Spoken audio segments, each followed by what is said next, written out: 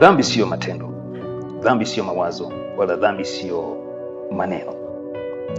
Dhambi kwa mimi kuniuliza, nakwambia dhambi ni nguvu ya kiroho ambao inateka advantage ya mawazo yako, ya matendo yako na maneno yako, na hiyo nguvu ya kiroho inaitwa hofu.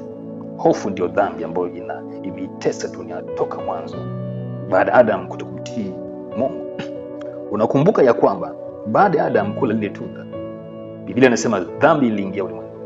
Ni kitu gani kiliingia kwa Adam? Ilikuwa ni hofu. Na ndio maana aliposikia sauti ya Mungu, Adam alijificha. Dhambi iliingia ndani yake.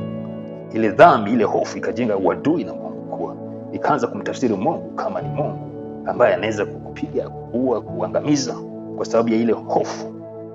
Kwa hiyo hofu ndio iliingia, sio kile kitendo.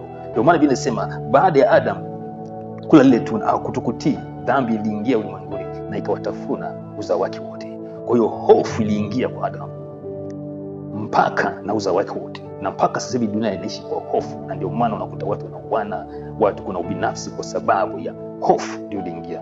Hii ndio nguvu ya kiroho ambayo inaitafuna dunia.